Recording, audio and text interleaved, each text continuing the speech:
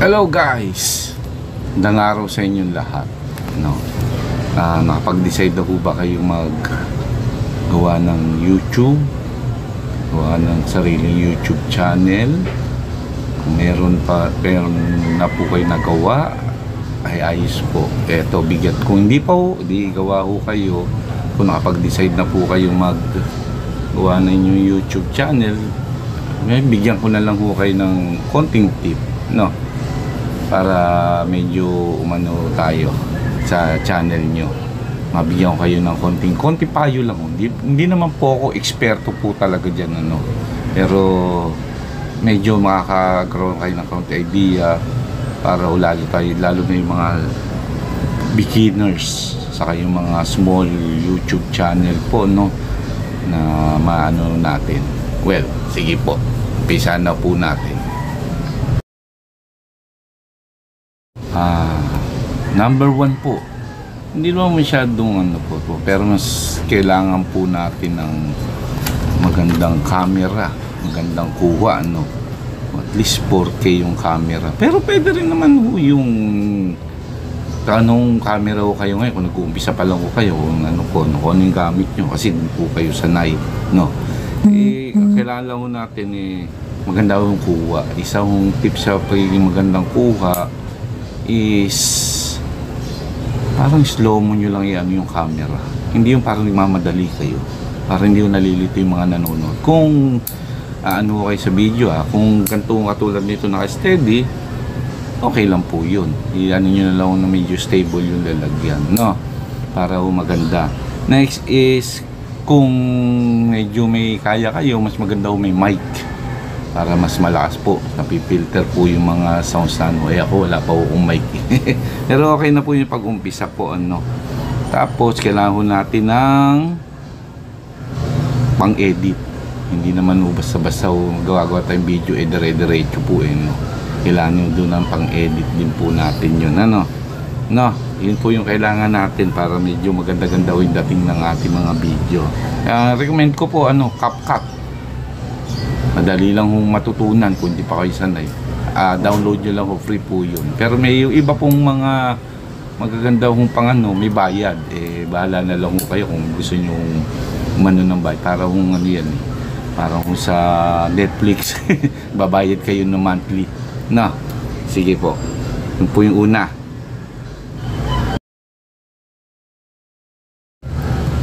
Pangalawa, dapat meron kayo yung tinatawag na niche. Ano ba yung niche? Niche po yung para sa music, kung ano yung genre. Kung sa music, ano ba kayo? Pop song, rock, hip-hop, or country music ba kayo? Yung para sa movies po, di ba? Category po kayo. Ano ba kayo? Horror, sci-fi, love story ba yung ginagawa niyo mga video? Parang ganun din. Yun po yung isig sabihin mo niche, So kung wala pa kayo niche, bahala muna kayo, mag-picture muna kayo naglalakad, wala pa category. Kasi yung iba, yung iba natin kilala, yung mga sa comedy po, di ba? Nakita nyo yung mga nagpapatawa. Iba isa na si Malupitan. Shoutout sa iyo, yung mga comedy acting niya, hindi naman comedy videos niya nagpapasayo sa atin, yung iba po informative, yung iba po cooking. Depende na kung anong gusto nyo pong sa YouTube nyo. Basta mahalaga lang po doon, enjoy, iba po. Ayan na po, na-set up na po natin, na-set up nyo na yung CP nyo or action camera para may niche na po kayo, o kahit wala pa, basta kayo, nyo. Ang malagaw ito po, yung pangatlo, yung tinatawag na thumbnail. Yung thumbnail po yung parang sa mga movies, di ba po, nanonood po tayo ng sinenya movies, yun yung parang poster. Yun yung makikita ng tao po dapat dun sa in-upload yung video, yung poster. Siyempre, naka-content din po dun kung meron kayong content. Halimbawa, cooking, kalagay naman po dun, ganyan. Cooking, kung ano-ano. Naka-picture din po dun yung sa picture nyo sa thumbnail para medyo ma-attract po yung Tapos yung title. Yan. Thumbnail and title. Yun po yung next ano ho natin, pag ano ho natin doon. Kasi yun po yung unang makaka-attract po sa inyo. Talagang critical po yan. Kasi yan po yung pag-search nila sa YouTube, makikita ho nila marami, bilyon-bilyon po na ho ang ano sa YouTube. Hindi yun natin alam ano. Eh syempre, kukuha ho kayo ng isang thumbnail sa isang title na aangkop dun sa video nyo. Aangkop po, yung ibig sabihin tatama, yung title nyo ba ay nandudun ba sa video nyo, saka yung thumbnail nyo ba nandudun. No, bigyan ko kayo mamaya ng mga sample. O no, okay, kung gusto nyo bigay po natin ito yung sample ko noon. Yan po. Tapos ito po yung sample ng thumbnail ko na pinalitan ko po, na i-edit ko na po via CapCut. No, ito po. Yan. So, nakita nyo po yung diferensya, no? Saan po ba kayo ma-attract? Doon sa dati? O doon sa ngayong na-i-edit ko? No, pwede na may edit po yung thumbnail. Basta na-upload nyo na yung video. So, pwede nyo i-edit yan.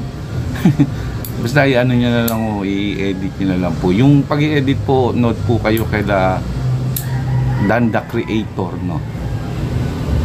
Yun, siya po, may galing ko siya sa mga ganyan tips. Na. So, okay na po.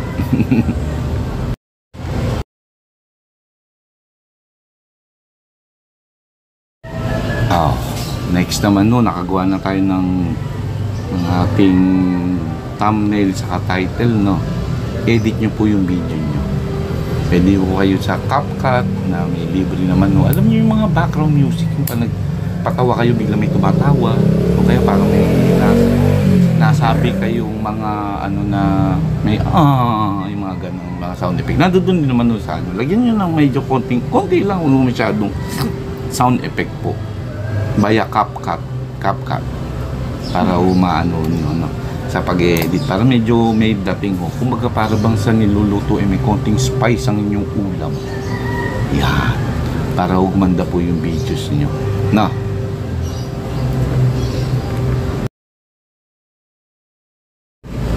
Marami hong palang nagtatanong kung anong oras daw maganda mag-time ng mag-upload. Wala naman ho talaga, sa totoo lang po. Wala ho naman talagang time mag-upload. Basta kailan kayo free. Kailan kayo may data, o kung may wifi kayo, kailan kayo pwede. Basta nagawa nyo na ho yung niche. Alam nyo na, nagawa nyo na, diba? Nagawa nyo na yung thumbnail. Nagawa nyo na rin mag-edit. Panoorin nyo muna bago nyo upload. Saka nyo i-upload kung kailan nyo gusto. Kahit madaling araw po yan, kahit. Kasi worldwide naman ho yung wala naman yung gabi. Gabi sa atin, sa ibang hindi ho gabi, umaga. Kaya wala ho time. Mag-alala kung bakit may time. Wala ho, upload nyo lang, upload. Kung kailan kayo available. Yun lang po yung sa pag upload. Paala na ako mamili ko anong time nyo gustong ma-upload o ano yung free time nyo para ma-upload yun.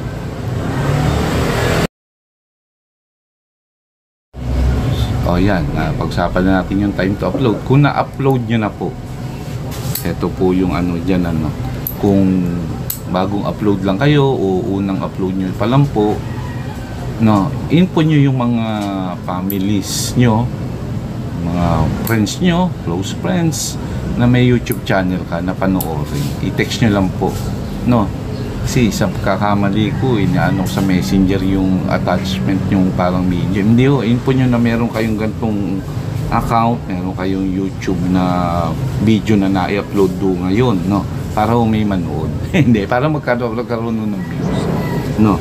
Kasi kahit shorts man yan hindi, papanood nyo po sa mga, tapos pa-subscribe na rin po pala, kayo, kung bago lang, pa-subscribe para magpaganda ng tip. Yun po yung isang mga tip doon, pa-watch sa mga nyo, kung hindi pa sila nakapag-subscribe, nyo na mag-subscribe po sila. At least meron kayo, kung meron na kayo mga 5 or to 10 friends and families, edi may subscriber na kagad kayo na 10. At yung in-upload yung video, pinanood nila, may 10 na rin mo kayong views. Okay lang yun, may 10 kayong views, di ba? At least nagpapakilala pa lang naman kayo Kahit intro man, kahit man shorts man yan, mga umabot ng 1 minute, or long videos 3 to 5 minutes, pwede na ho yun, no? Wag naman masyadong mahaba.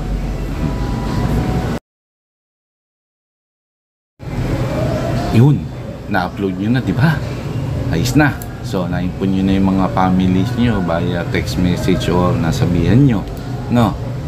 At relax. Relax lang tayo. Pabayaan nyo si YouTube algorithm ang mag-market ng videos nyo, no? Bayaan nyo. Bayaan nyo muna, lalo pag baguhan kayo, don't expect na may ano. Swerte nyo kung marami nanood kagad, no? Pabayaan nyo munang up to 24 hours kung ilan na yung videos, no? After 24 hours, kunyari 10, pa-rewatch nyo po sa mga kaibigan nyo, another 24 hours ulit, so total ng 48 hours, no? After nung 48 hours, makikita nyo kung nanood ulit yung 10, 20, may 20 views kayo, baka madagdagan pa kung naiano, no? Kung may nakakita pa, dahil kung nagustuhan yung sinasabi sa inyong niche, saka yung title, ay yung thumbnail, saka yung title, at yung niche nyo, gusto pala nila na angkop dun sa hinahanap ng mga nanonood na YouTube, okay po yun. Maganda po yung magpandating nun sa inyo. Medyo pa-improve na po kayo. Kaya relax lang po kayo. Pabayaan nyo munang si YouTube ang mag-market ng videos nyo.